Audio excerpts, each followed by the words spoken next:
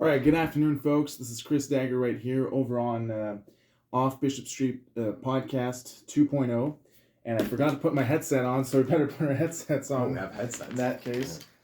Yeah, I'm pretty excited today because I'm having Zackari Bourgeois on the podcast. And, sometimes in life you have these people that you have to really, investigate the nitty-gritty and you might feel nervous about and all, but with Zackari, it seems like things are just smooth and easy. I don't know, like you're a fun guy to have around. You know that, right? Oh, well, thank you very much. I appreciate that. So, without further ado, I'd really like you guys to know more about Zackari Bourgeois. So how about I just delve into the questions and basically, Zach, who are you? Like, what's going on? How's the water? I'm a guy that spills water all over himself. Is it the nervousness on being? No, I'm really bad with this flask. The flask? Yeah, with the flask, I'm really bad with it, and I tend to always get water all over myself. Well, it is quite the big flask, though. So yeah, it's exactly. So the question would be, who am I? Right. Yeah. Who is Zackari Bourgeois? Like, the whole world needs to know. That's a really great question. I don't exactly know who I am. Oh wow, that's a first. I don't know. I'm a guy that studies theology. I ask myself very often why I'm doing it, because I don't know. I don't consider myself a theologian, that's for sure. Well, becoming a theologian is a lifelong process, right? Yeah, it's exactly. not something that happens overnight. I don't know. And, new dad, I'm a husband. That's pretty much all I am right now, I think. You know what I mean? But that's my life in a nutshell. But yeah, so I guess I'll just dive into the whole, the fact of, I'm a theology student first. I think that's going to sound bad first and foremost. I should probably consider myself a husband and a father, right? First and foremost. But I actually just had this conversation with my wife the other day. I have a horrible time prioritizing myself, and I do prioritize quite a bit theology. You know what I mean? So that's a major part of who I am. Well, it's not something to feel any guilt for, because theology and whatever studies that somebody's pursuing is definitely up there at the tip top of the priority mountain. But I do understand that now. You've been through a lot. Yeah. In these past 2 years, like taking all these different projects, speaking gigs, plunging into the thesis, and at the same time, you got married, congrats. You got a kid, congrats. Yeah. And now you're gonna wrap up a thesis. Your MA thesis, and hopefully soon. Right? Yeah, no, for sure. Zach, man, like, I'm gonna be pretty forthright and honest with everybody here. Like, Zach is probably one of the closest people that I'm with in the theology program. I would agree. Yeah, I hope that feeling is mutual. Yeah. So Zackari Bourgeois here, and I and myself have entered the program back in fall of 2021, mm-hmm.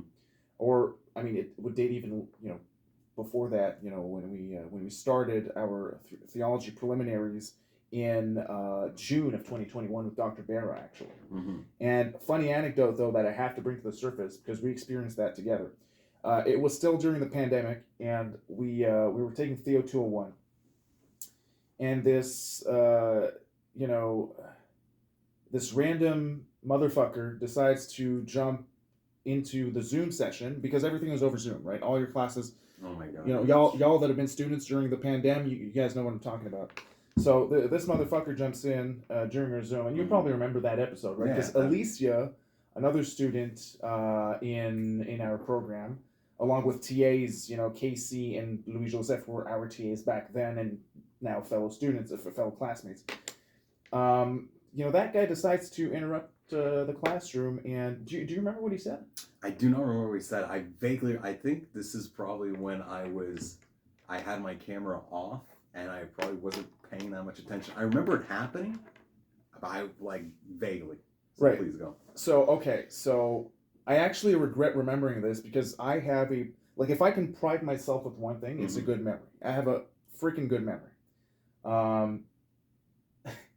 I'd really like to say what I know. Actually, I don't want to say what this guy actually said, but I'm going to say it anyway.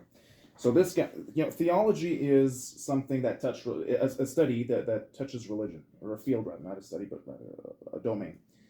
And a lot of religions actually prioritize not having sex before marriage, which is pretty much up in the air for anybody to be for or against that.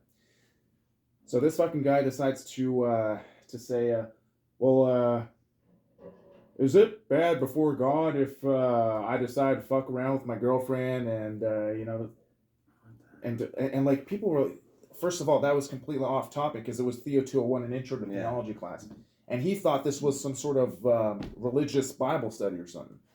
So people were actually vocal. People got vocal and told him, get the fuck out. Like you don't have a place here, right? Like how did he even get into? Obviously, we have no idea, but how did he even get into this group? I mean, at all. I honestly don't, because some people can troll around and just hijack Zoom meeting IDs and just use that as a 9-digit number to punch it into their Zoom account, and there you go, like you're in a Zoom session. But poor Dr. Barra, because Dr. Barra did not know sweetheart. I do not think English is her first language, right? So she didn't quite get what the guy was saying, but the whole classroom knew that this guy was effing around. But yeah, that was a nice little nugget to get introduced into the world of theology, given that we had to take those classes to get in. So that was a nice little introduction. But regardless, that summer of 2021, on my side, I was really just juggling with a lot and trying to understand what exactly I was going to go to get into with theology and all that. Do you have any existential questions during that summer period, between Theo 201 and then when we actually started for real? No, I was pretty much just doing it because I thought it was really interesting, and I wasn't asking myself too many questions at that point. I was just really, I don't know, I was just super excited to get into it. It was completely new for me. I'm not someone that grew up in a church or religious setting whatsoever. You know what I mean? So a lot of it was extremely new for me too, so that probably goes into the excitement factor. I was just diving in, really. I took that. It was Theo 201 or 203. What was it again? With Dr. Barra? Yeah, that was Theo 201. Yeah, 201. And I also took bioethics, which was also took crazy. Yeah. Shout out to Valerie Thomas, very good job. Yeah, she did a great job. And to Dr. Jameson too, who was doing the videos of that class. I'd say the existential questions, and this goes back to when I was asking myself of sometimes why I do this. And I would say it would be about a year in to actually doing the MA, asking myself because again, I'm not someone who's I don't know, I feel like I'm getting more religious as it goes on. Yeah. But sometimes I ask myself, as someone who, I don't know, I vacillate between atheist, agnostic, and just full-on Christian sometimes. I feel really? Wow. You know what I mean? When I say full-on Christian, I don't know how full-on you would consider it, but, and sometimes I'm just what am I doing in theology? Because I look at groups on Reddit. That's basically what I do. Yeah, I can't wait to get into that. Yeah, I look at Christian groups on Reddit, and I kind of try to look at, especially conservative groups, basically, and I look at how they interact with one another. And I'm just is this theology? I find what we learn super interesting, and then I ask myself if what I'm doing is really theology. And then that's when I get kind of the existential, shit, am I doing more sociology? Am I don't know, it's so that's really where the existential questions come up of doing this degree, because I know I love it, you know what I mean? I find it all super interesting. If you love it, you're at the right place. You know what I mean? So I think that's probably the good part, and my supervisor is super, super supportive of what I do, but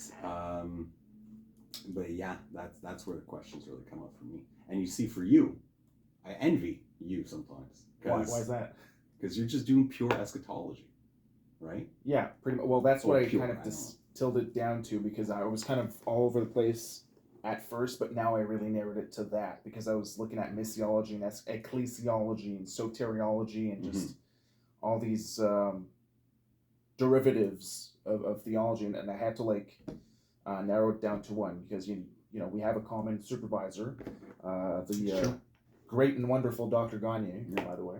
And like he really coached me well on narrowing it down and picking a topic to focus on, which I wasn't really cognizant about because I thought I had to cover a lot of ground, given that it's a master's thesis, right? Like, go figure. But yeah, I mean, it was a challenge. It took me a year to actually narrow it down, but now, like I'm focusing on eschatology. Yeah, I know. And sometimes I envy people, and I don't think this is exactly what you're doing, but people that I don't know. Sometimes I wonder. It's like I did this project early on the book of Nehemiah, right? And I did all this reading, and I was like, it would have been so much simpler, and I would be so much more reassured being in this department if I just would have taken the book of Nehemiah, did some type, learn Hebrew, right? You know what I mean, and did some type of exegetical work, and brought it into like political theology or something, because that's another interest of mine. Instead, I don't know. I'm doing like this, what I consider weird. I don't know, maybe I'm giving myself too much credit, like weird sociology. It's like theological sociology. So half the time I feel like I'm making up my own theory, you know what I mean? My own method and stuff. I don't know. You've caught me in an interesting time where I'm like, I don't know. I thought, like I'd written, okay? I don't know if I told you this. I actually wrote 4 chapters before the baby was born in November. I'm not surprised. Like you had a leg up, pretty early on. Yeah, I wrote 4 chapters, and then I realized it was all shit. Oh, really? Why is that? I just didn't think it was very good. Like I sent the 2 chapters to my supervisor, and he didn't Dr. Gunn, he didn't say it was bad, but he had all these questions about like, oh, maybe you should explore this and explore that. And it's made me like go back into reading more and stuff. And now I'm just kind of like, I don't know. I feel like doing a master's and writing all this stuff, it's so hard. Because you just want to get it done. Right. You know what I mean? You just want to get it done. And it's hard. It's hard to write 50 pages of text and be sure that everything you're saying makes sense and that it's all logical. You know what I mean? Right. I don't know. Or maybe I'm overthinking it. I don't know. Well, I mean, what scares me a bit is, I mean, you're from English Lit, right? And if you're finding it hard to write, which it is. I mean, a master's degree is not supposed to be easy. It's no walk in the park, and I knew that from the get-go. And I had to learn it the hard way because I didn't score high grades from the gate. Like I had to work my butt off to get to where I'm at now. But yeah, like it seems to me that writing literature for the sake of writing is not at the same caliber as writing an MA thesis, and I honestly I'm stalling a lot and finding it hard as well, like on my end. But then again, it's not to scare anybody listening. It's on the contrary. I think it's a motivating factor. I mean, I think everyone I know goes through this period. Like my wife has been doing her master's it's taken her a little longer. She's been doing it for a few years. Obviously with the baby, it went kind of to the back burner. But it's funny, like she's going through kind of the same thing where she's like, have I really read enough? When I don't know how many times she's written something, and it's happened to me.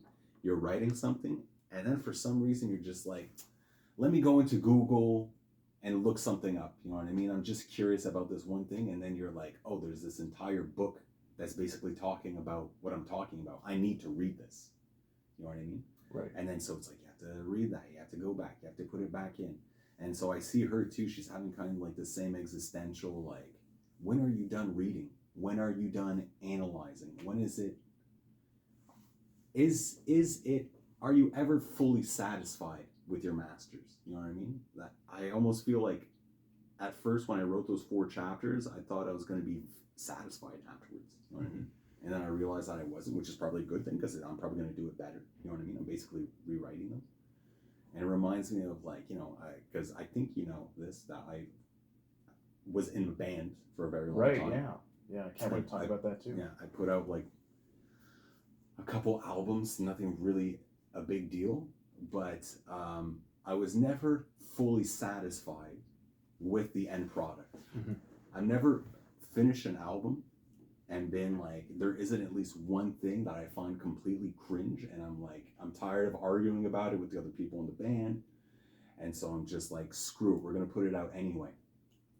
And I kind of almost wonder with the masters, and just with the same thing with albums and stuff like that, can you ever really feel satisfied? You know, I think this is where we can find common ground, you and I, because I think we're both perfectionists in the fact that, you know, we look at our, you know, piece of work, and I mean, I can speak for me because I know myself better. I need every single second up until 11:58 p.m. if the thing is due at 11:59 to be fully confident and know that it can't be any better, and that I need to be forced. You know, I literally need somebody to take my hand and actually press the submit button, and voila, just get rid of it and, you know, submit the whatever the assignment is. And I think, you know, breaking out of those shackles during the MA, the MA basically, the Master's of Arts that we're pursuing, was something that I had to learn. And I think for you in your case, like with your thesis and with the band, like sometimes you'd be like, okay, well, perhaps we can just, you know, refine this part, fine tune that part, correct that part, adjust this thing. That thing might be a little bit cringe, but at the same time, maybe you're under the illusion that it's cringe or that it's up to par. What happens in the band is that one thing that you find cringe, someone else is like, no, this needs to stay in it. You know what I mean? Right. And so I just learned kind of after a while to be like, you know what? That's the thing, is that for the band, it's supposed to be fun. I've completely come to terms with like music is supposed to be fun. Right. That's different than the thesis where I'm like, you know, hopefully I think we all have the dream of being the person to put on a master's thesis, and someone is like, this needs to be a book. You know what I mean? Like we shouldn't put that pressure on ourselves. I don't know if you do. I know I think about it. I mean, for the like writing the thesis. Right, for writing the thesis. Do you ever have a dream where you're writing it, or you're doing research, and someone asks you to publish it as a book? Well, I mean, I don't feel enticed enough for it to actually become an obsession while I'm in bed. Okay. Well, it's not to that. Yeah, I'm not like thinking about it day and night. I'm just saying that, like, I think when I'm thinking about writing it, I want it to be so good that someone would realistically publish it. You know what I mean? Like, I want it, like, when Andre reads it, I want him to be like blown back by what I'm writing. You know what I mean? Yeah, I think honestly, I think I do, because again, it goes back to that appeal to perfection, and I you know what, I think that's a good thing. That's a very good thing to have, and I think it's going to serve you in the long run. And because if I look at the diametrically opposed personality trait to that would be someone who simply doesn't give a fuck. Right, and if somebody doesn't give a shit about their work, I as a supervisor would want someone like you who is going to push themselves to their limit because they care so much about their final product. Right, so I mean, and I'm the same way. Like, I would not feel confident in my work if, you know, I don't get some sort of validation to it. Not that I crave validation, but I feel like I need to be fully sure that it's worthy of publication, and therefore then I'll be like, okay, well, here you go, professor. Like, hopefully you like my stuff, right? Because I want to be at the best, tip-top level, right, that I can be. And, you know, with all the professors at our disposal, like, we've had classes with Dr. Cicescu, Dr. Jameson, Dr. Gagne, Dr. Bernier, Dr. Rossi. All these people have something in common. They're all doctors, right? They're all professors, right? They've proven their worth in the academic cosmos, and now it's like kind of our turn to actually, play ball and show that, we're able to produce as well. Right. No, exactly. Yeah. No, I agree. It's just, it's funny. You say the word perfectionist. I wouldn't even consider myself a perfectionist. Sometimes I just wonder if I'm delusional. Oh, I mean, you know what? I think, so. But, aspiring toward perfection inevitably might sucker someone into a state of delusion. Doing it. Actually being perfect. Yeah, because perfection does not exist unless you believe in God, which is supposed to be the perfection, or like the personification of perfection. But in the world, like even like the best athletes or artists out there, like LeBron James, may be at 99.99% of like basketball talent, but like he's not perfect at basketball. He strives toward perfection. Has he ever played a perfect game? I don't know. I don't watch basketball, so define perfect game, right? What is a perfect game? I don't know. I guess we'd have to have a basketball analyst, Right. But like we're two wrestling fans. Yeah, definitely. This has nothing to do with anything. I'm just talking about something random now. Right. Is there a perfect match? I mean, look, if we'd have to ask Dave Meltzer and interview him and get him on the podcast one day. So if you're listening to this, Dave, Dave Meltzer is I think he's a wrestling reporter, and he's in charge of quoting these matches out of 5 stars, right? Yeah. And if he's quoting matches like a Kenny Omega versus Okada match at 6 out of 5 stars, you've busted the threshold of perfection. Perfection is supposed to be 5 out of 5, right? So, I mean, I would break it down to decimals at that point and think, okay, well, you know what? How about 4.5? How about 4.7 or 4.9 or 4.95, right?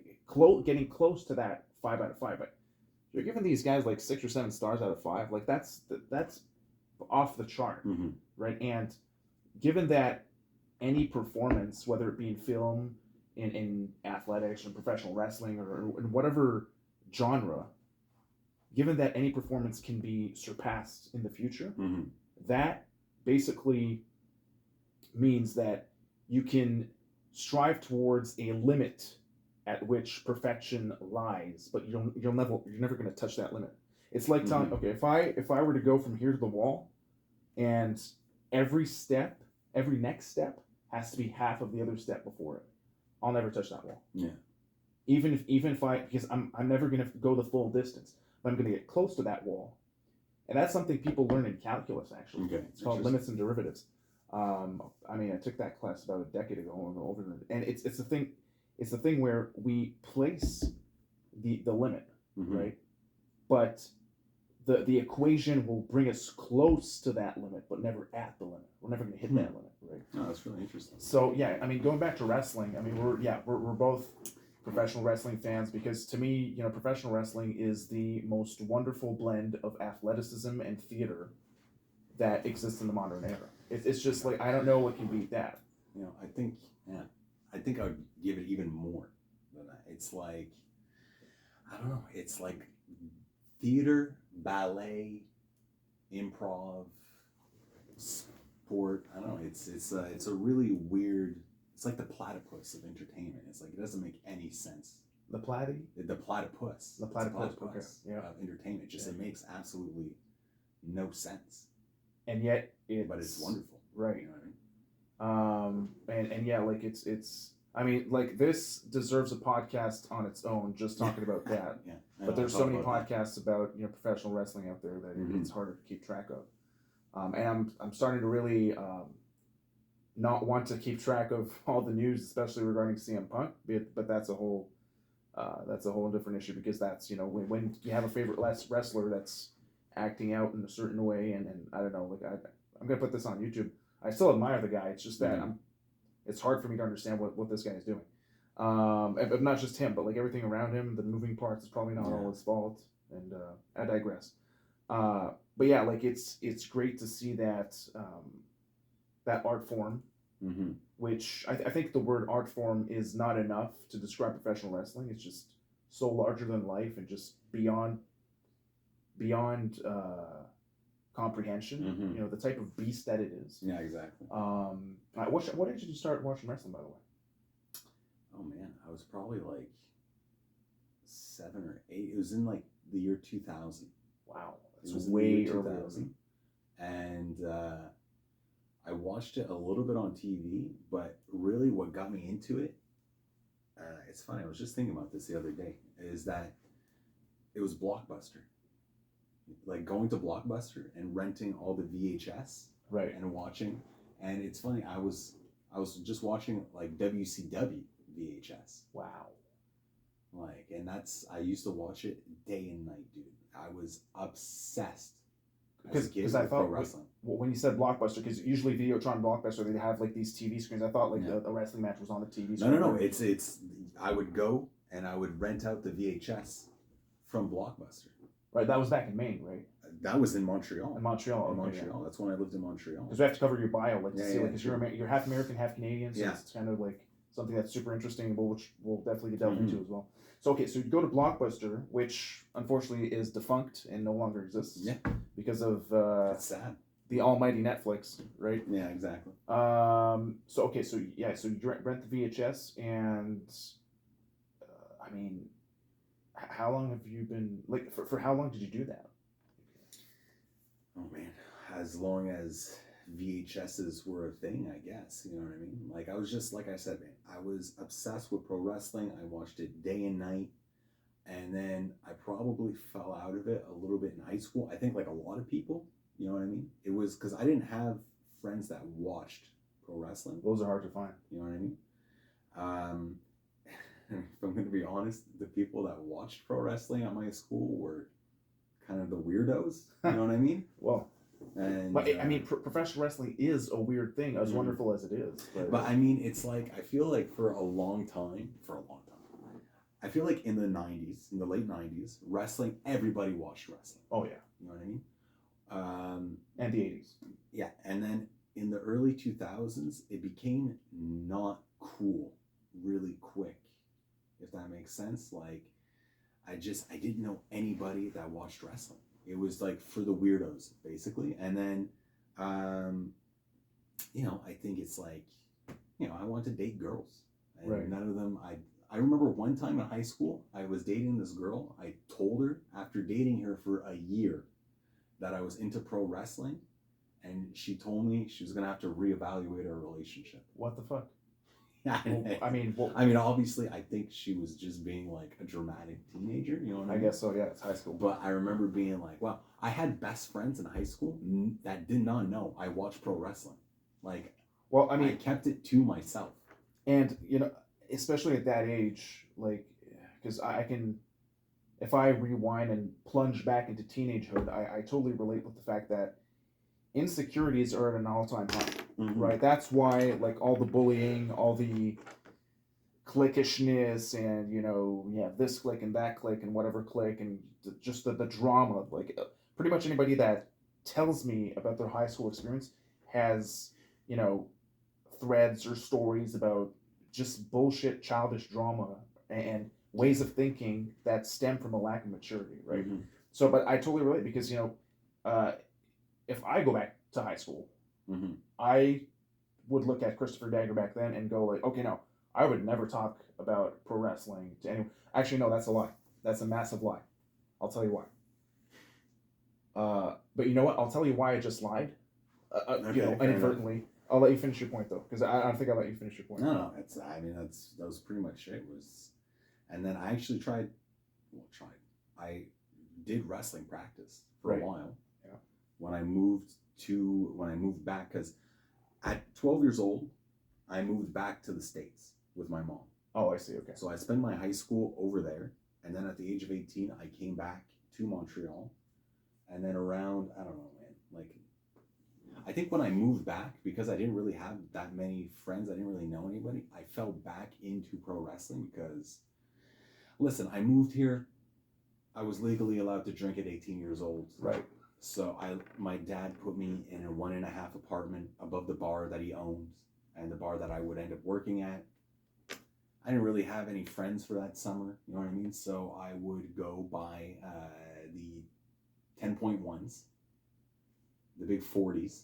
Oh, okay, yeah. Like the big Molson 40s Dries. that are like that, the big Molson Dries Right, that yeah. are like so unbelievably nasty. Like I don't understand how anyone could. I mean, I get it's because you want to get drunk, you know what I mean? But they taste god awful, and I would drink one of those, and I would just watch pro wrestling. Shit. And I got back into it that way, and then sooner or later I was like, screw it, I'm gonna train to be a pro wrestler. How old were you back then? I started. I was like, I think I was 19. Okay, that's pretty young. Yeah. I was 19. I found this place called NCW, and Right. they still run shows in Montreal. Right. And it was like once a month after their shows, we could get into the ring and mess around. But it wasn't really going anywhere. I only did it like 3 or 4 times. And then I decided I was really going to try. And it was like the hardest thing in my life. Because I've never been an athlete ever in my life. And this is where the delusion comes back in. You know what I mean? I seriously thought I was going to be able to train to be a pro wrestler, having absolutely no sporting background. Like I did track and field for like 1 semester in high school, and I was the worst on the team. I did volleyball 2 years in a row. Out of 20 kids, I was number 19. Well, in that case, you did do some form of organized sports, right? I did, but I was god awful. I never took it seriously. Okay. So when I did pro wrestling, and sooner or later I was told, like, dude, you're gonna have to work out, and you're gonna have to stop partying so much. Like sometimes I would smoke pot before going. Okay. And it's dangerous, dude. Like you're lifting people up. Right. You know what I mean? And it's completely ridiculous. Like I look back at it and I'm kind of ashamed, honestly. And I was just like, you know what? Screw this. And I stopped going.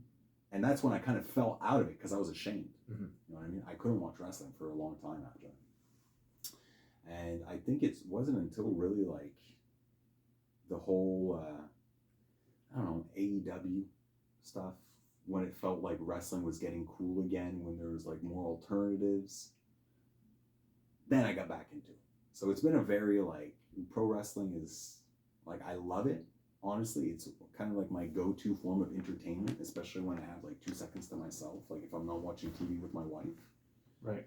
But yeah, it's something that I have fell out of on occasion. And I don't know about you, like in high school, was there ever a time where you were just like... Yeah, well, I misspoke earlier because... yeah, I remember you saying you lied. Well, I accidentally dropped a lie right there because, anyway, it wasn't an intentional lie. I'll tell you why I misspoke. Essentially, when I discovered professional wrestling in 2005, 2006, that era. So I was in what we call here 6th grade, CMNE, basically here.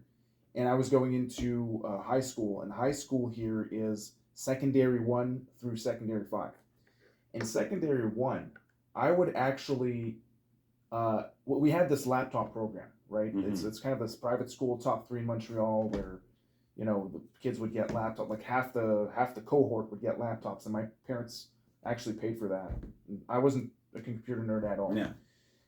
So on my laptop during breaks, I would like publicly and shamelessly watch professional wrestling, and folks would just, you know, come on over to my desk. Wow. To watch wrestling on my laptop. So I was not ashamed, actually. Mm-hmm. That's why I misspoke about it. Okay, I wasn't ashamed. I get it. But it only stuck in secondary 1, maybe secondary 2 a little bit. But afterwards, it kind of disappeared out of my mind up until perhaps like Sec 5 to Cégep. Like that's when I kind of got, you know, interested in professional wrestling again. Like I remember in Sec 1 because it was before the PG era. The women on the show, like the women professional wrestlers were called divas, or like they were starting to call them divas. They're like eye candy. Right, they were eye candy, and back then it wasn't like the product was TV 14, and I was like 12 or 13, right? So I legitimately couldn't watch the show because I wasn't 14 years old yet. But still, regardless, I was watching professional wrestling, and you had like Trish Stratus and Maria Kanellis and all those different gals that were kind of risque, and so I put on these like WWE promotional videos that had a lot of sexuality in them, and just like on display. And you have this Sec 1 kid, fucking perv that I was, watching, you know, Maria Kanellis put a wrench in her breast and just, you know, pose in that sense, and like go for it. Like why And then I asked myself, like, why all these people would just, come to my screen and watch, right? So it kind of makes sense because people were, going through puberty and getting excited over, a pound of flesh. It's funny. Did you know that in Middle Eastern countries, and listen, I might be speaking out of my ass, but I feel like this is true, is that they're not allowed to watch porn. I think porn is illegal in Middle Eastern countries. I mean, I wouldn't even limit that to Middle Eastern countries. I'm pretty sure in some Asian countries, porn is illegal. But that's why when you go on YouTube, there are women's wrestling matches that have like 100 million views, and it's because people watch it in the place of pornography in certain countries. Right. I mean, yeah, there is definitely a need, a psychological, physiological need that needs to be satisfied through this, or a sexual appeal that actually gravitates around that ethos. So yeah, I'm not surprised at all. And again, like in the Middle East or in other countries that have a lot of people, pretty dense population, it's not surprising to see 100 million views. Yeah. If that side of the world is pretty much half the planet. Yeah, exactly. Right. So you have billions of people there. But yeah, so you had a bunch of horny teenagers surrounding your desk. Surrounding my desk just to watch wrestling and that kind of thing. And back then, like I'll be perfectly transparent. But back in the 2005 to 7 era, my favorite professional wrestler, like men and women include, like men and women put together, like all overall, was Trish Stratus. In that time period, like men, including men and the women. Yes, I was a Raw Van Dam fan. Starting to become a CM Punk fan back then. A feminist. Your favorite wrestler was a woman. Well, my favorite wrestler was a woman because, not only was she Canadian, which kind of drew my attention evermore, but, I mean, she was so freaking good in the ring, and she had the whole package. She was athletic, a good wrestler, and she's a wonderful woman, a beautiful woman. 12, 13-year-old me would, like, look at that and be like, well, that's my wife. I want that to be my wife. Yeah. Nice blonde bombshell. Anyway. But regardless, aside from that, but it kind of disappeared, right? And then it came back around the end of my stage up. I remember, like I knew that The Rock had come back to feud with John Cena, for Mania at Mania 27. That was when I was in Sec 5. Okay. And then like I only knew of that, but then I just, only got back into it since late 2013. That's really when. I really got back into it, and then during the 2017 to 19 period, again I kind of dropped out of it and then stopped watching. Got back into it early 2019, I would say. Or no, actually no, maybe mid to late 2019 up until now. Like I try to keep track of especially WWE and AEW. Not too much New Japan. I know CM Punk showed up to Sasha Banks' match in New Japan. Yeah, he was in the crowd, supposedly. And her name now is Monet something? Mercedes Monet. Mercedes Monet, right. So he was in the crowd. But yeah, like, you know what, Zach, we got to talk about your upbringing, man. Like, I mean, how is it to be like a dual citizen, Canadian American? Where were you born? How'd you grow up? Where'd you grow up? Like, tell me some of the anecdotes. Oh man, like the main anecdotes, like from Maine, and then this is something that English lit and all that. It's something that a lot of people like hearing about, especially here, like in Montreal. Like my wife, when I first met her, I think I charmed her most with stories of growing up in northern Maine. Okay. But so yeah, basically, like, okay, my dad is Québécois. Right. He was working in New Brunswick. He was doing construction, and my mom is from northern Maine. Okay. And she would. This is back in the day. You didn't need a passport to cross the border, right? You're kidding. So wow, dude, passports became a thing like when I was not even in high school yet. I think. Shit. Wow. And like she would work in this town called Van Buren in northern Maine. And dude, people listening right now from that area are gonna freak out. If there's anyone listening, there will be. I'll make sure folks from Vanderbeek. I'm sure nobody has ever heard of the town of Van Buren before, but Van Buren, Maine is this town that's right on the border, and I think it's across from. Now people are going to be ashamed of me. It's across from Edmundston, right? If I remember, or Grand Falls maybe. But the point is that she worked in Van Buren. She crossed the border into Edmundston because she worked at 2 different places. She'd finish her shift at one place, cross the border, walking. She'd cross a bridge because there's a river splitting the two. Right. And she'd go work across the bridge in Canada. I don't know. I always thought that was really interesting. Yeah, that's the without a passport.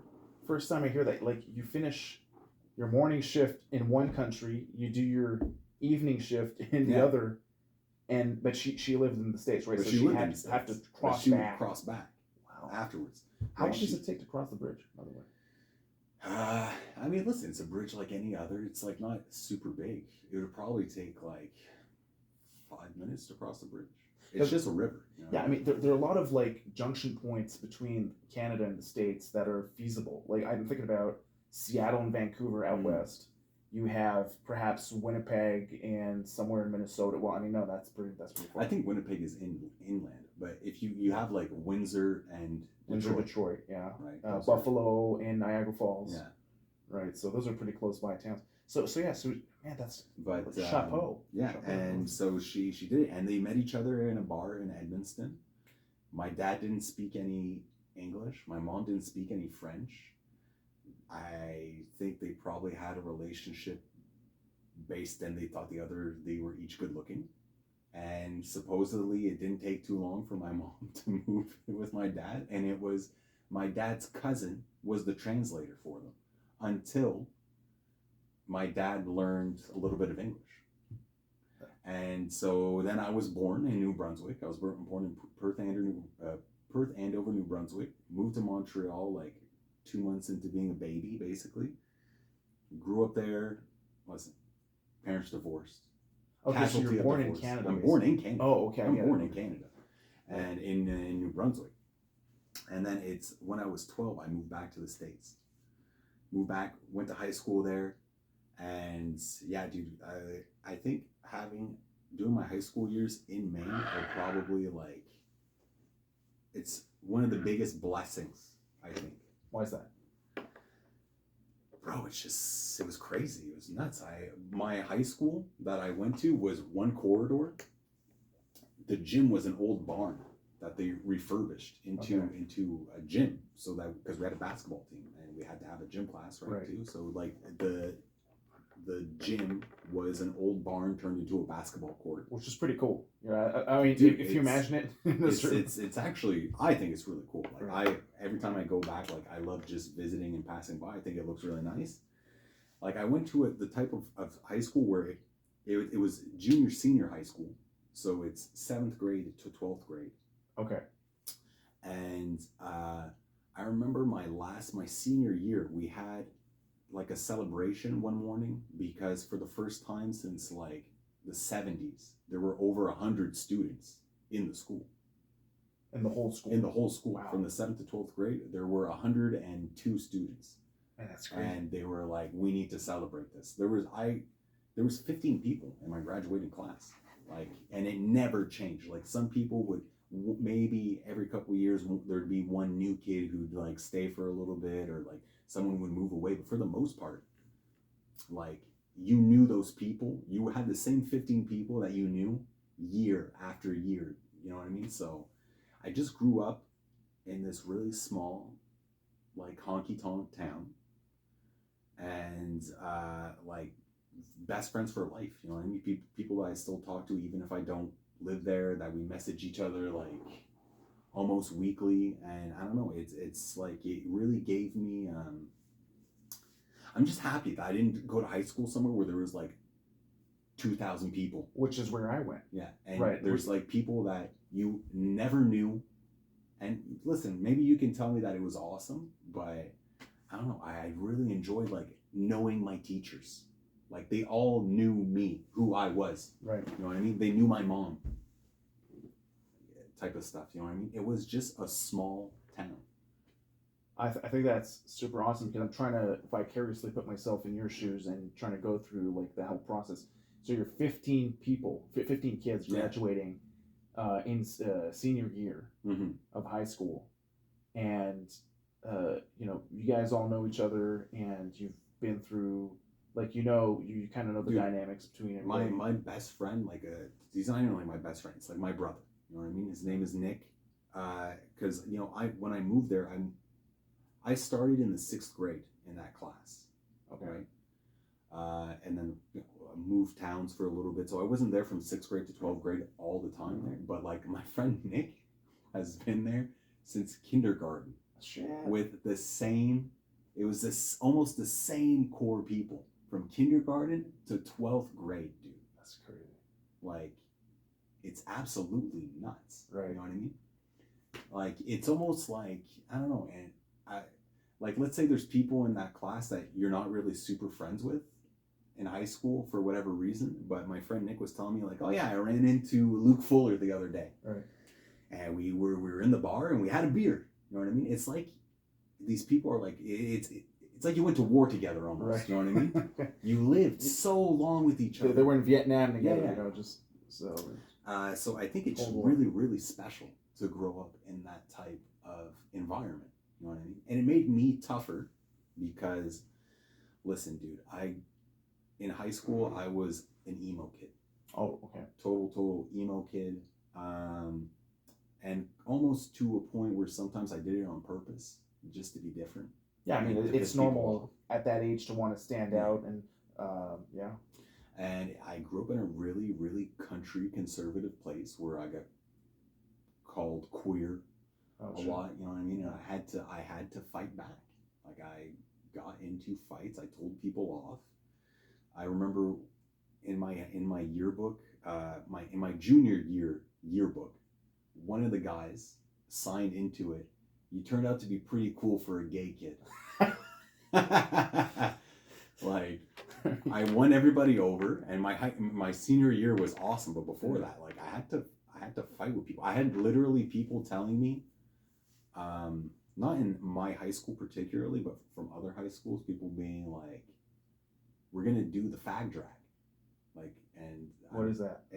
Basically, it's where you tie up a gay person to the back of your truck. This is not going well. And you drag them through town. I got told that people were going to do that to me. You know what I mean? Crap, man. That's, oh my God. That must have been. It was horrifying. Thank God it didn't happen. No, thank God. I mean, I think kids are full of shit, right? They say stupid stuff.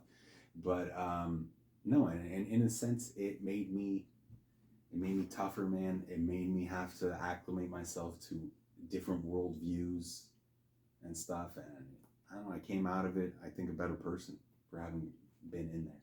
Yeah, I mean, it's a very fine line to tread when you're walking a line of fire between toughening up, which is a part of life for everybody, right? I don't care who you are. Like, people have to learn how to become tougher because life is tough. Yeah. Right. But at the same time, there's another T word called trauma that might affect people long term. I see what you mean. And I think, and I'm not trying to condone bullying. Yeah, no, absolutely. I'm not saying that, like, it's horrible.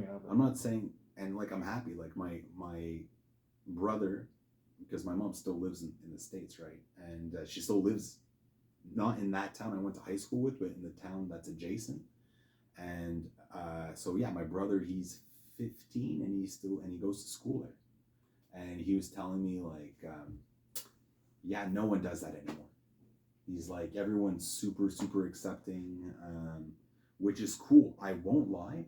I don't know if it was jealousy or something, but at first I was kind of like, really? Like, no one gets made fun of whatsoever. Like, everybody just gets totally accepted. You know what I mean? I think it's great. But yeah, there is sometimes a little part of me, and I understand it's probably wrong, who's like, but I know for me personally, I came out a better person through adversity. I could totally get, though, someone who's LGBTQ in that situation who would be traumatized for the rest of their lives. Or not just, I mean, LGBT, or just perhaps different, and I hate using that word. I mean, listen, I think the thing is that I'm not gay. Right, like, I knew. Yeah, you're married, you have a kid.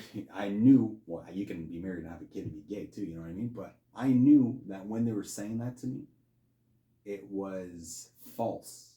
So it didn't bother me. I just thought they were stupid. You know what I mean? So maybe that's why it didn't necessarily traumatize me. But yeah, I'm sure maybe if I was gay, that it would have been like, yeah. But from what I remember, the gay kids never got told that.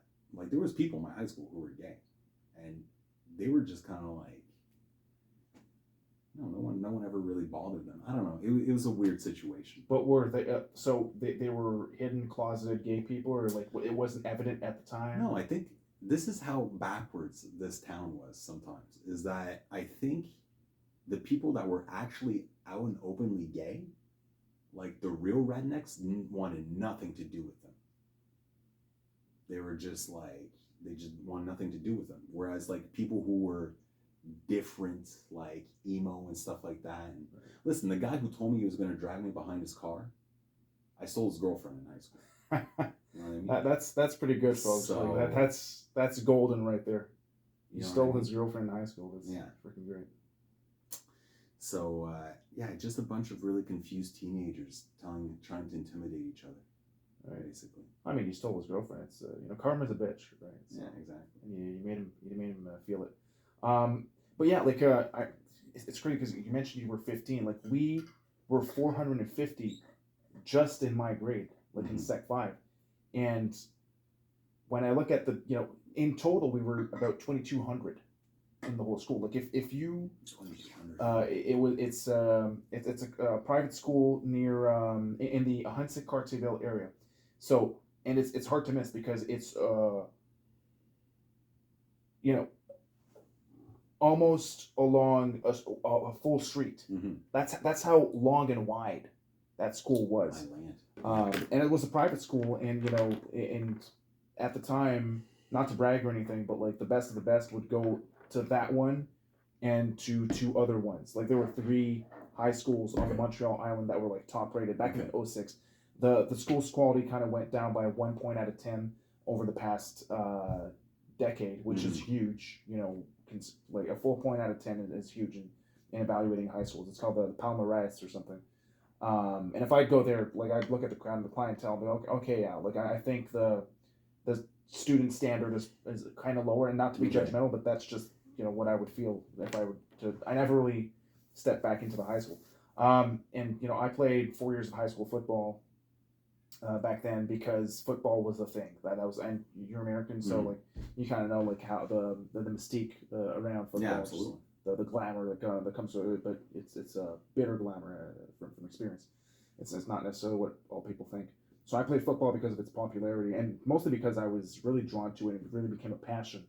So I played football and flag football. I helped my dad coach soccer. So I wasn't the most athletic person, but by God, I was the most freaking passionate guy there was. Like when I'm into something, I don't know what it is. I'm probably wired differently. I don't know what it is, but like I'm just super passionate about. Just like podcasting. When I used to podcast from 2015 to 2017 back in my bachelor's, like when I'm into something, I'm really into it. Is there something that you're super into other than professional wrestling at the moment? Dude, that's the problem. It's probably school. School, okay. I have an obsessive problem. I mean, yeah. Let's talk about Reddit. Let's talk about your MA thesis. Yeah. Like, what is it about? And like, for a lay audience out there, like, how would you describe the Christian groups on Reddit that you're studying and plastering into your thesis project or master's thesis? Yeah. So I look at.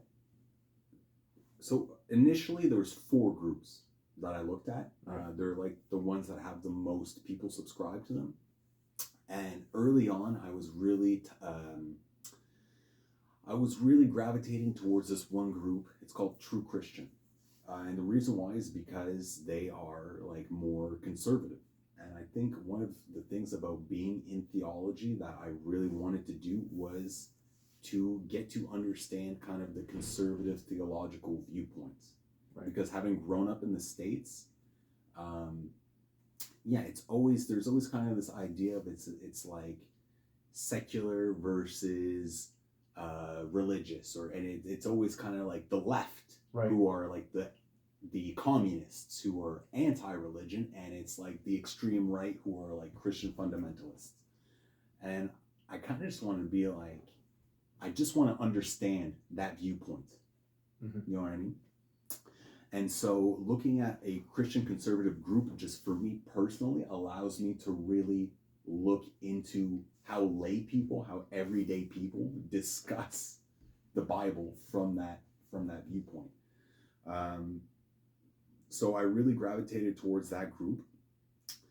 And essentially what I'm trying to do is and this is where sometimes I'm kind of like, is what I do really theology? Because I take a sociological framework called tribalism, right, developed by a French sociologist. I use a very particular form of tribalism because, like, the reason why I got into that is because, especially coming around the Trump years, there's always this idea of, social media tribalism, Trump tribalism, everything's tribalism, you know what I mean? Right. And so I was kind of like, what does this even mean exactly? And then you come to find out that, like, a lot of the times when people use that word tribalism, there's no real theory behind it. They're just trying to say, like, oh, this is bad. You know what I mean? Like, Trump tribalism is just like, it's like almost animalistic. It's something that's bad, right? Right. But there is this guy who has this theory of tribalism. His name is Michel Maffesoli. And so I really started digging into that. And so I'm looking at this Christian conservative Reddit space as a form of tribalism, of how they kind of create a new form of community. Right. Now, I wouldn't even call it community anymore. It is a postmodern tribe. Okay. And, I guess I'm still trying to figure out why that's a big deal and why that should be interesting. I definitely find it interesting because, like, let's say Maffesoli in his book, he has this idea of, he calls it the utopia in the gaps. Right. And it's this idea that I really like, is that, like, we don't really strive for outright utopias anymore, although I think you can kind of state that we do, you know what I mean? But his idea is that really what we look for are little utopias every single day. Little spaces where we can be ourselves to our utmost capacity, right, or at least explore one central part of our identity. And what's the driver behind that? He would say that the driver behind that is, it's a mix of, it all stems from social alienation. Right. It stems from, there's something about your identity, or there's something happening in everyday life that you're displeased with, and someone offers some type of utopian vision, and you indulge in that utopian vision within the utopian practice. What is the utopia in the gap? So, like, for example, when I look at, like, I don't know, I'll just use, like, conservative Christianity for an example, is that people, they see things going on in the country. I'll just use the States as the best example. They look at things in the States, certain evangelicals, right, as the country is going down. Like, I don't have as much money. The government's trying to tax me more. No. Why is this happening? Why is my life getting worse, let's say? And so they look at it from a religious perspective. They'll say, well, it's because, especially those that subscribe to, like, spiritual warfare, like this type of ideology, they'll say the reason why the country is going down is because Joe Biden is being controlled by the devil or something. Like, I'm using the most explicit kind of, like, extreme example. And I mean, right, you're not too far off from what I believe that they're saying. But anyway. And I get it to a certain degree. Would I say that Joe Biden is literally being controlled by the devil? Right. No, but if you disagree with him and you think what he's doing is evil, you could say there is maybe some type of demonic force. Anyway, whatever. So the point is that they have some type of political or social alienation. They feel like they're being pushed out from the public sphere because, secularism technically states that Christianity is like any other religion and it should not have any dominant place in the public sphere. Obviously, Christians on the right disagree with this viewpoint. And it's because, and so this is the type of alienation that they feel, right? Right. And then they have this utopic vision of, like, especially those that are into spiritual warfare. Some of them have this kind of, like, theocratic utopian vision that one day we can institute like the kingdom of God politically in the United States. Kind of like the C. Peter Wagners, the Yeah. Jerry Falwells, the Exactly. Rushdoonies, the what's his name, Lance Wallnau, and all those. Now, yeah, all these Yeah. guys, they have this idea of conquering the seven mountains, of of putting in a theocracy, right? What Maffesoli would say is that this is the utopian narrative. Now, when he says that there's no more grand utopias, it's more like people don't even necessarily really believe it's going to happen. Okay. In a sense. And I know that's kind of like supposing a lot. I'm sure there are people that really do believe it's going to happen. But more than anything, what people want, especially like lay people, and this is what I see in my group, is that they just want a place to discuss their Christian perspective, right? Free from like free of like Christian liberalism and Christian socialism, especially, and like free from atheistic viewpoints. You know what I mean? They just want a place where they can talk about the Bible, where they can talk about the way society should be. And that might be, and that's where they live out this dream, really. You know what I mean? Because it's kind of utopian to think that one day America is literally going to be a theocracy. Right. You know? Not to say that there aren't people who are probably actively trying to do so, but even then, it's like you could make the argument like, okay, when they do that, what else is there, really? You know what I mean? Like, you can make an argument that subconsciously people don't even actually really want to achieve that thing that they want to achieve, because then that means the group that they are, the reason that raison d'être, it ceases to exist. That's an argument that Maffesoli makes that I think is like, it's presupposing a lot, but I do think it's interesting. Right. And so, yeah, first and foremost, my idea is that these groups on Reddit, especially when they're like so overtly conservative, it's just a little utopia. It's a place where people get to indulge themselves in talking about the Bible and talking about society the way that it should be, because they probably don't get a chance to do it anywhere else, especially not online, without receiving some type of backlash. Yeah, that's a good reaching point that you just touched there, because it's kind of like everybody's looking for their own safe space.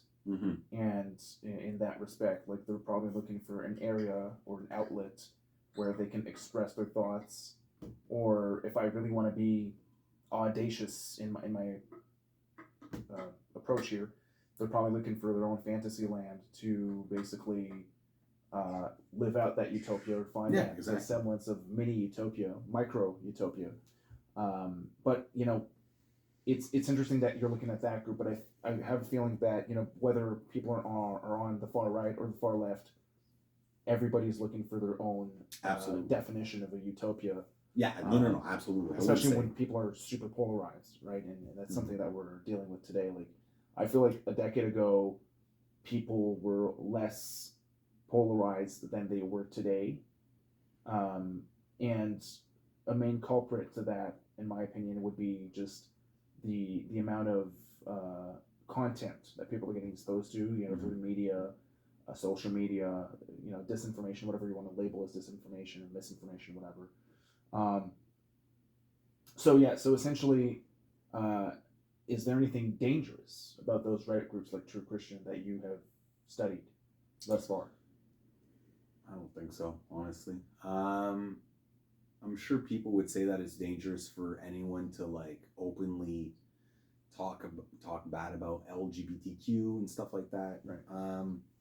Honestly, I don't think they're dangerous. They don't even consider themselves very political. There's no evangelizing that goes on that group. It's just people talking about the Bible. They're just super conservative. You know what I mean? Do I think it's dangerous? I think it's more dangerous. It would be more dangerous to try to ban them from the platform. Wow, there you go. Okay. You know what I mean? Yeah. And what's interesting is that, so like, let's say there was a group, I can't remember what the name of the group was on Reddit, but it was something like the rainbow is the covenant of God. That was the name of the subreddit, because it was created by conservative Christians who thought that the LGBTQ plus movement had reappropriated the rainbow, because the rainbow is after the flood. It's the sign of God's covenant, right? So that's what it is to Christians. So they said, you know what, we're going to make a subreddit where we're going to fight back against this reappropriation of a Christian symbol. And not only are they reappropriating a Christian symbol, but they're doing it for sinful reasons in the conservative theological viewpoint, right? Mm-hmm. The group got banned. It got shut down. So the group that was advocating for the rainbow to be a biblical item more than an actual stolen property. In their view, it was stolen property, and they were fighting, right. And it was deemed anti-LGBTQ plus. I mean, listen, I'm not aware of every single post that was in the group. Maybe there was like really, really hateful speech. Absolutely could be a thing, but it essentially got banned, and I don't know how I feel about that. Yeah, no, that's the thing. Like, it, for some reason, what comes to mind is that now that we're talking about the rainbow and the whole issue of LGBT, and they're using that as a symbol. I can't help but think of Ivan Provorov, the Philadelphia Flyers defenseman, that refused to have the rainbow on his numbers during a hockey game, right, on the Philadelphia Flyer jerseys, which a lot of, again, that's another polarizing situation where you have a hockey defenseman who refuses to partake in Pride Night or whatever, to partake actively, to participate, and that polarizes people, because some people would feel like, as a group, people should all come together and support a certain cause, and there shouldn't be any exceptions to that, because exceptions can be taken the wrong way. But at the same time, a guy, who's Russian Orthodox Christian, does not believe in the mission or the cause, and wants to use his individual freedom not to wear a jersey with a particular symbol on it. I can, at the same time, I understand his viewpoint as well, as an individual person, because if you remove someone's individuality and freedom, you're basically, weaving forward tyranny. And a lot of people can disagree with that, but in that sense. Now, I'm not sure if what he did was right or wrong. I'm kind of ambivalent in that sense. Now, if I were to perhaps take a knee-jerk position on it, my knee-jerk reaction would be like, okay, let the guy do what he wants. If he doesn't want to put those colors on his jersey, I'm more for individual freedom and letting that guy have his religious views. I myself am a Christian. He's a Russian Orthodox Christian. Let him do what he wants to do. He's still going to have his number on. The referee's going to be able to identify him. It's not like he doesn't have a number on his jersey to identify him if he has to go to the penalty box or something. So, and like, okay, well, there's an LGBTQ cause, which I respect, but if somebody doesn't want to be part of it and wants to live their life and step aside from it, like, I'm okay with that. I personally am okay with, like, at the same time, because if the guy is not LGBT or gay or whatever, and he does not want to partake in it, you can't force a guy to go to a party.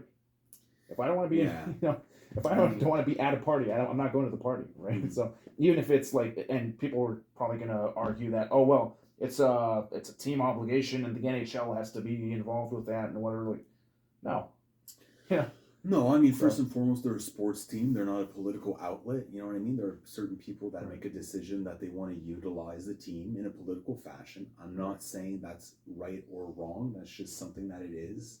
I mean, listen, do I wish that the guy was for LGBTQ plus?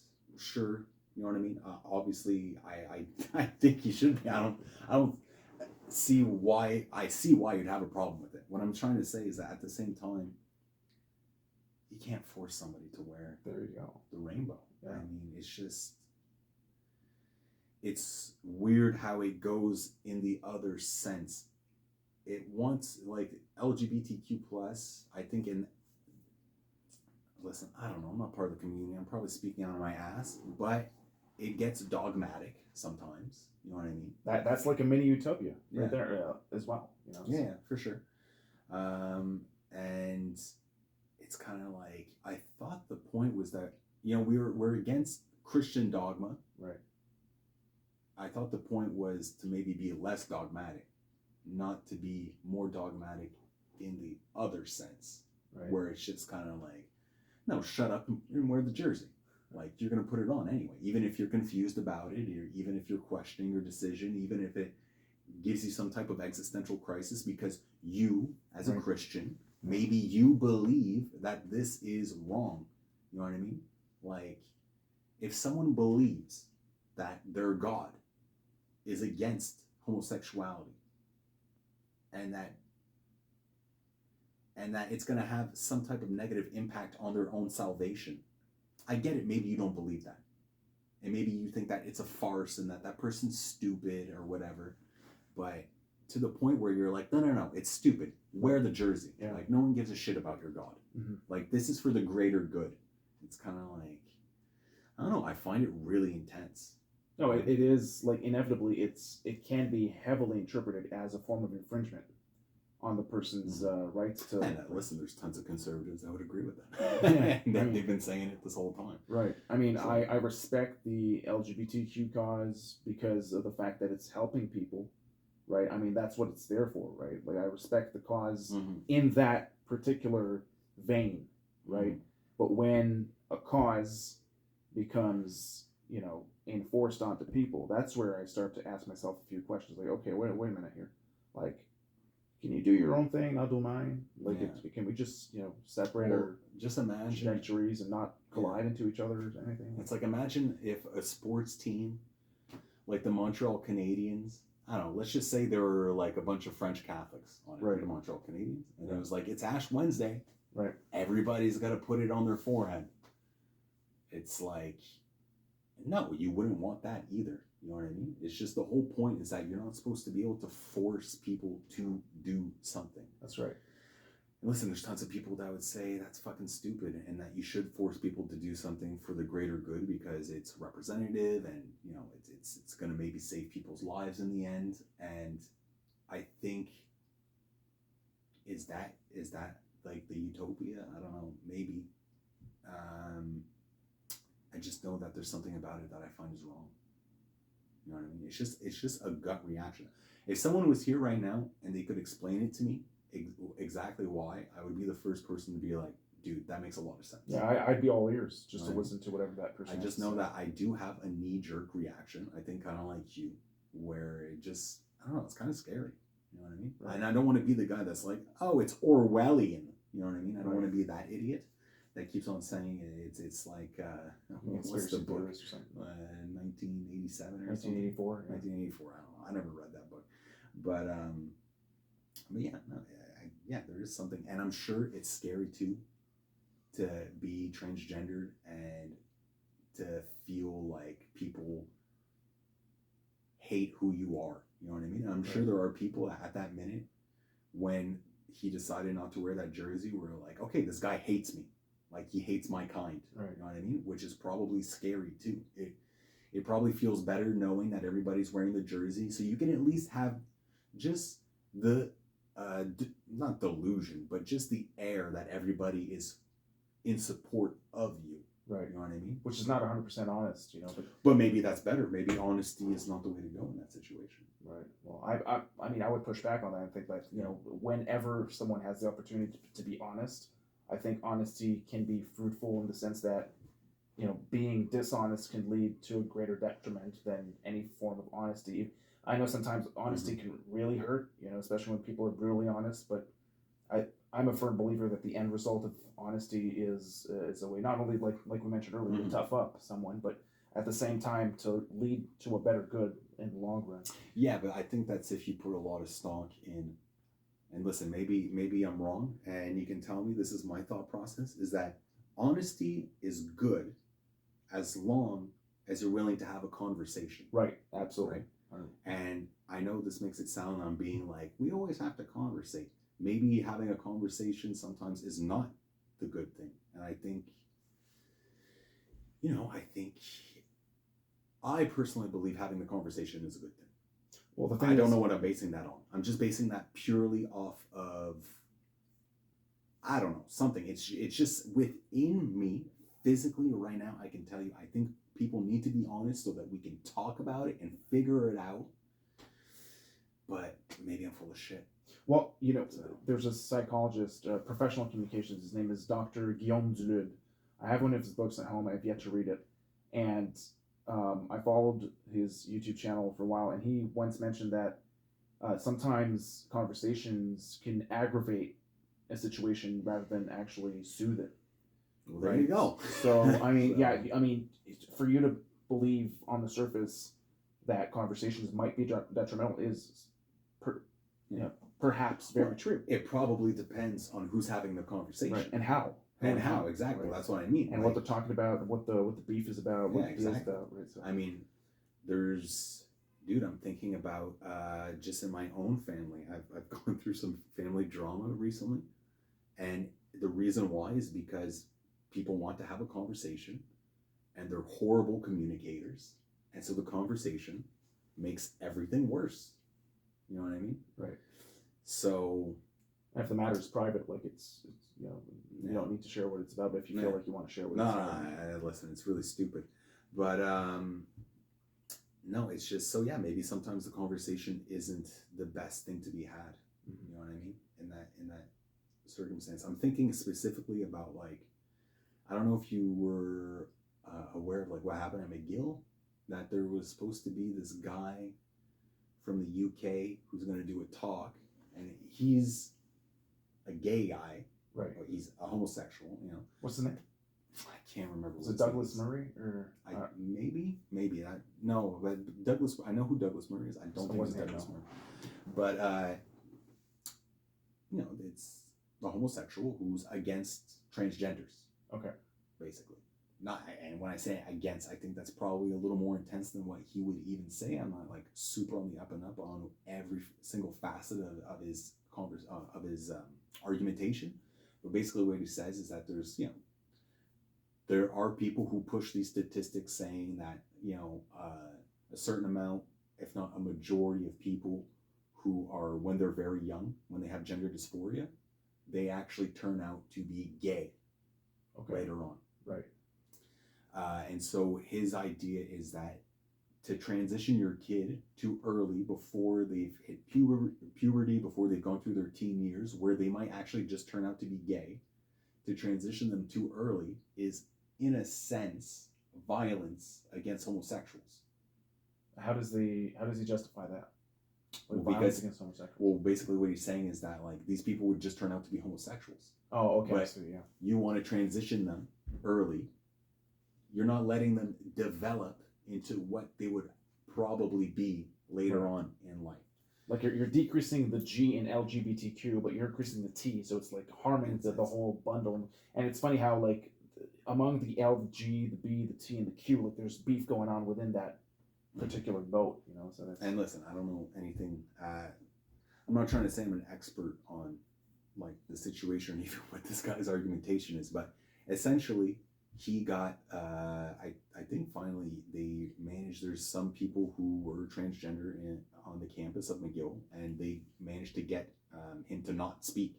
Right, yeah, and I saw the email. I think I read the email. They got it canceled. I remember that. It was a couple of months ago, and they were adamant in saying that they do not condone folks that hold these types of views. And I mean, crap, man. Like, I get the fact that you might disagree with someone, but to the point of canceling a speaking gig when the guy has probably speaking gigs sometimes take so much time to prepare. Like sometimes you have to prepare 9 months out for a 1 hour talk just to be ready and fine tune it. Yeah. But in the favor of people who might be against having this type of conversation, like it kind of makes sense also when you think about the fact that like in Africa, there's like some country in Africa where they just made being transgender like completely illegal.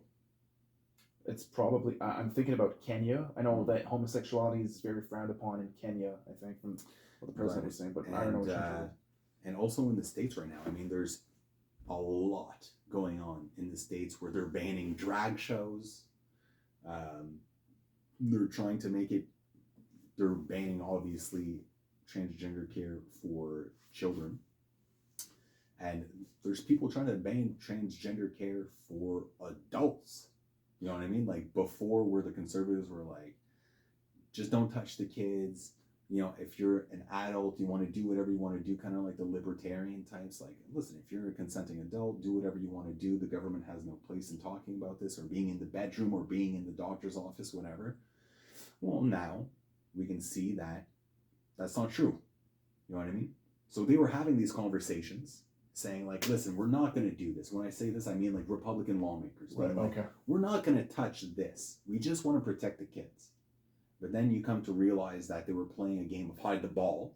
They were telling you that they were not going to do something that they were probably planning on doing the entire time. And the only way they managed to get anywhere with the current policy they're putting into place is by having the platform to have a conversation. Mm-hmm. Is by saying, like, well, here's my idea. I just want to ban it for the children. And so what does that, I think, to a lot of people, that looks kind of like, what's the word I'm looking for? It looks like the middle ground in the end, actually. It looks like, well, this is level-headed. He's saying, just don't touch the children. Yeah, like you can have your part, but here's what, you know, like compensation. If you want to, when you're 18 and you really want to do it, go ahead. But then you come to realize that, listen, I don't want to say that they're all liars. Maybe they meant it. Some people mean it when they first say it. And then later they're like, okay, well, maybe we'll push a little further. But a lot of states right now, where they're banning it for children, they are putting in place policies to also ban it for adults. Do you have any examples of states? Like, Texas. Texas. It's always Texas, man. Despite that, Texas is, you know, not as full-on Republican as other states. Like, if you look at, and again, you're the American here, so you might correct me on that, like Alabama, Tennessee, Oklahoma, Mississippi, those seem to be states that are a little bit more, you know, to the right than Texas. Don't get me wrong, Texas is Republican, but not to that degree. Like, they have a massive gay community in Dallas. Yeah, but I mean, I think it's Matthew McConaughey who said that Dallas is like the blueberry in the tomato soup. Dallas and Austin. Yeah, they're, he might have been talking about Austin, actually. But, like, yeah, for sure, the huge metropolitan, we're talking about the two biggest cities in a huge state. Right. Like, Texas is huge. Don't know about Houston, though, or Corpus Christi, or San Antonio. But no, I mean, and it's like this everywhere in the States. Huge cities are generally very left-leaning. Like, they vote Democrat. But no, Texas is, like, super conservative. Them and Florida, they're like, and it's probably just because they're two huge states that have a lot of economic power too. Right. You know what I mean? Like, their governors are often like in the news. They're giving, you know, interviews on like CNN or Fox News or whatever. So like, there is also that kind of cult of personality around someone like Ron DeSantis or a Greg Abbott, massive in Texas. So I see what you mean. Like, there are clearly states that are also very conservative that we don't hear from a lot too. But no, man, it's always Texas and Florida. Yeah, those are the two that are always on. I mean, there's a massive exodus right now going on in the states from blue states like Illinois, California, and New York State, and even Washington State, and folks are flooding over to Florida and absolutely, and Arizona and Tennessee, right? And I don't know, and I know this kind of, again, I'm gonna sound maybe kind of like an ass, but there's a part of me who's kind of like, good, maybe that's the way it should be. You know, like, I understand that, let's say with like Roe v. Wade, you want to have, I think ideally the federal government, for me, I don't know what your opinion is. If you don't want to talk about it, you don't have to. My opinion is that I do think technically the federal government should have, should make abortion legal to some degree, at least to some degree. Well, I mean, you're talking about the states? I'm talking about in the States. Okay. I'm always talking about in the States. Yeah. But so this is just my personal opinion. Right. But obviously in the United States, where it's so controversial, where it creates so much tension, and you have this political group who will stop at nothing to make sure that it's not a federal right. Sometimes I'm kind of like, well, it is the United States of America for a reason. Every state is almost kind of like its own country in a sense. If you want to have it be illegal in Texas and have it be legal in California, you get to choose which state you want to live in. And obviously it's super hard to uproot your life and move to California just because you agree with like pro-choice, or you need that particular type of care. Like I totally get it, and I think it's horrific when like ectopic pregnancies are like not allowed. You can't even have that procedure because all abortions tout court are now illegal. Like that's completely stupid. Or you hear like horror stories about people having to go, they have to drive to other states to get care. Right. But at the same time, it's like, listen, it's a war right now. Like in a sense, like you're not going to get it done at the federal level. It happened. Roe v. Wade was put in place in the 70s. Right. Yeah. It's almost over 50 years ago. Almost like 50 years later, they got it canceled. You know what I mean? This is how serious people are about it. Like, how many hoops do you have to jump through to actually get something so massive canceled in that way? Like, what was going on in the underbelly of the iceberg, which nobody sees, like behind the curtains, behind closed doors? What was going on for it to happen? And again, like, I honestly, like, I need a lot of reflection to actually respond to that particular issue, because the abortion issue is a topic of debate that I've had really disagreeably heated debates. Absolutely. I'm sure. With folks that are on both sides. Mm-hmm. Like, I couldn't agree with folks that were left-oriented. I couldn't agree with folks that were right-oriented. Yeah. And that's the plain, God-honest truth. Like, I would have hours of debating on this fucking topic that is so cumbersome, right? And I wouldn't, like, you know what? I'm going to stick with my ambivalence, with my particular spot on the spectrum, and that's going to be it. Like, that's my positioning. If you don't agree, fine. If you don't agree, fine. Like, let's agree to disagree, and that's because it's such a divisive issue that I can't even respond to that right now. Like, look, I don't live in the States, so I don't know how as an American I'd feel impacted. Like, if I were in a relationship with a girlfriend and she would need an abortion, whatever. Like, I can't really relate to that because I'm not in those shoes. Yeah, exactly. No, I get it. But yeah, like given that I have a tutoring session at 5 p.m., like we're gonna have to, like, unless I purposely show up late to it, which might be what I'm gonna end up doing. Theology, like we both have a vested interest in theology. And I think just to come full circle now that we're near the end of the episode, but I promise I'll bring Zackari back on because it was super entertaining. It was super fun and informative and insightful. You leaped from English lit into theology, and like, is there anything that stands out during your bachelor's? Because you're talking about high school, and you talked about your master's, but how about that middle ground, like the bachelor's degree? Is there anything that stands out? Yeah, I mean, I did a major in English lit, a minor in linguistics, and I think the really big thing that stood out to me is doing English lit. You realize the impact that Christianity has on English literature, on culture, even if it's something that at the time, listen, during my bachelor's, I would have told you religion was the worst thing that ever existed. Really? And now I was anti. My wife, she laughs about it because there was more than one time where I went on a rant that I was like, it's the worst thing that's ever existed. It's the worst thing that's happened to humans. But I mean, when you're reading Renaissance poetry from a guy like a writer like John Donne, I don't know if you're familiar with, even if you read Shakespeare, you're like, religion has a huge place. Is Christianity specifically. I mean, John Milton wrote Paradise Lost. It's a retelling of Genesis, right?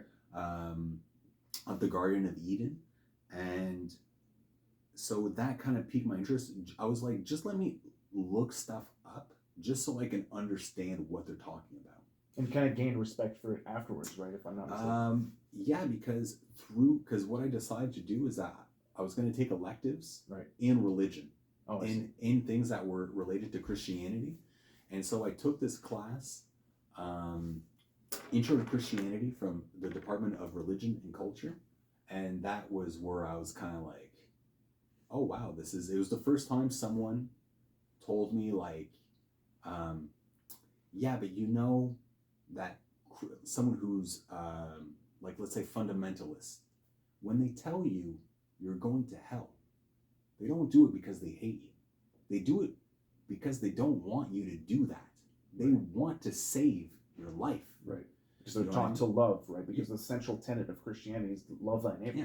And listen, I think we can have an argument about, like, is it always loving the way that people go about doing that?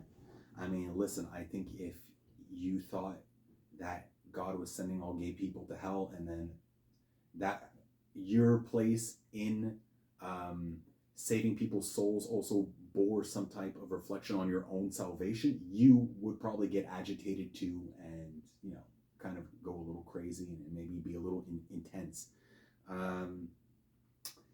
But no, and like even we had like Mormon missionaries come in, and they were like super sweet. It made me feel bad for ever like telling them to get off of my doorstep. You know what I mean? That was back in Maine. Yeah, there was some Mormon missionaries in Maine and even here, but so yeah, I just kind of got a respect for just not, because we didn't read any of the Bible or anything. I just got a respect for people who were Christian. And another thing is that we went to St. James United Church, right, downtown, not too far from here, where the pastor he's a gay pastor. Oh, really? I did not know that. And we had, like, I remember he gave us a tour, he talked to us, and afterwards I stayed for like maybe 30-40 minutes just talking to him, and it blew my mind. That's how ignorant I was towards Christianity, is that I was like, oh, wait a second, you can read the Bible, you can read Genesis and not think the world was literally created in 7 days. Listen, whatever. The Big Bang, it's a theory too, like any other. I'm not trying to say that maybe it was, maybe it wasn't. But I just thought it was surprising to have someone be like, well, no, it's a story. It's a moral story. It's a narrative. It's a way of living your life. You know what I mean? Right. Learning about, like, when something is inspired by God, it doesn't literally mean God wrote the Bible. It means people were inspired in that moment to write something which was going to last through the ages. It was going to give people real moral lessons to take with them. And in a sense, it was going to be unflinching to some certain degree. You know what I mean?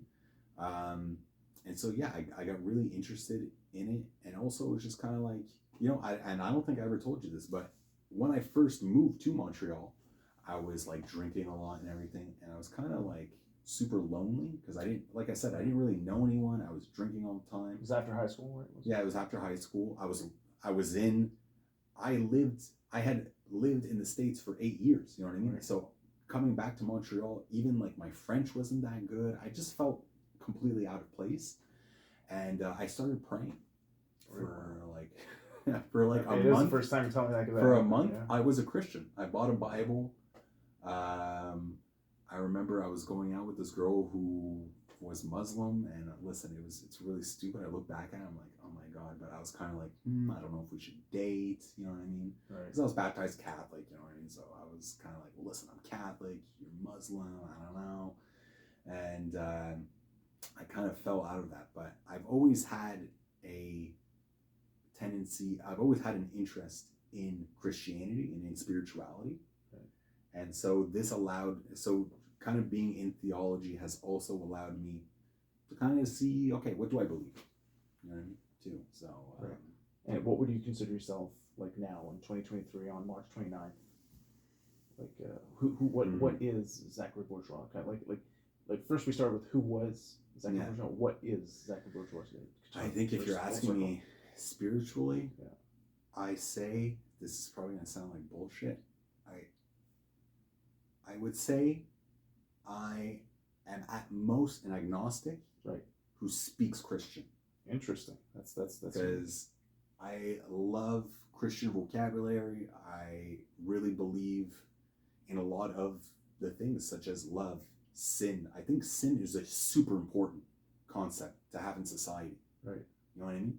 To understand there are certain things which are wrong, which lead you down a bad path. Mm-hmm. There are certain things, everyone needs redemption and salvation and hope. You know what I mean? Like, these are real words that have a real impact on people in life. So yeah, I carry that with me. But there are still things about, Christianity, dogma, certain beliefs that I don't know if I'm ever going to be able to fully say, like, I am Christian. Right. And, from my standpoint, I would say growing up, high school, state up in university, maybe 70 to 75% of my friends were agnostic or atheists. Mm-hmm. Now, I stuck with some friends. I kind of parted ways with others, through the whole course. On my part, like, I grew up Christian my whole life. I've always had faith in Christ, faith in God, and all that. Like, I grew up Christian, all that. But I think I'm kind of the opposite, where, like you said, you're agnostic, but that speaks Christian. I think I'm Christian that speaks agnostic. That's super funny. Okay, right. Interesting. So, because I'm humble enough to admit that even though I am a Christian, nominally and practically, I'm still very agnostic when it comes to religion. Like, do I believe in, the core tenet of Christianity, which is the bodily resurrection of Jesus Christ? Yes, I do. I choose to believe that, even though I'm from a scientific background, did my bachelor's in biochemistry, and most scientists are not necessarily going to be religious. Do I go to church? Yes, I do go to church. I feel like it's a good, not only spiritual but religious practice. I think it's very therapeutic. But do I question a lot of things? Absolutely. Yeah. Like, if you think it's kind of like the abortion question. Like, when you put me in a more leftist or atheistic milieu, I'm probably going to stand out as the Bible thumper. Yeah, exactly. But if you put me in a more right-leaning Christian environment, I'm the leftist. Yeah. Right? Like, it's hard for me to find my exact spot, because it comes down to tribalism, right? Like, you have this tribe. If I dip into this tribe, I'm going to, come out this way. Dip into that tribe, I'm going to come out that way. So yeah, it's but that's a thing. It comes down to, like, you talked about your emo days and how, Zackari Bourgeois underwent his metamorphosis, right? And I think, what's really cool is that you have your own personality, your own color, or your own type of person. And I think I'm kind of the same way. Like, I have my own thing. I do me, and I try to be me as much as I can. Right? I think that's all we all can do. You know what I mean? Right, absolutely. Zack, I think it was a very pleasurable encounter to have you here on the Off Bishop Street 2.0 podcast. I hope you enjoyed it. I did. I thought it was great. And this is a nice time. I think a nice time and place to stop. Given that I need to tutor this student over Zoom, but still, like, if it weren't for the tutoring, like, I would have continued on the conversation up until 6 p.m. when you have class. I might eavesdrop in the class though, but I will show up late because I need to give the girl an hour. So yeah, folks, it's pretty much it for today. Zackari Bourgeois right here, and I'm pretty excited for the upcoming guests. Just to announce them in advance. So Staffy Focus, I think that's his last name. Will be on the show. I don't remember which date, but somewhere very early in April. And Ray Romero Giuliani will also be on the show at 1 p.m. on April 5th. So I hope you guys enjoyed. Leave your comments and press the like button and subscribe and do all the other YouTube things that people do, because I never ran a YouTube channel, so I'm just trying to babble whatever YouTube jargon I can. And yeah, folks, on that note, this podcast is not only about theology. We're talking about a whole bunch of things, a slew of different interesting things. So y'all stay in touch and stay safe, all right? Thank you very much. Zack. All right. Let's turn this thing off. Man, freaking headset, man. It's look, we can. I can supposed to hear or something? Yeah, they belong to the room. Beep.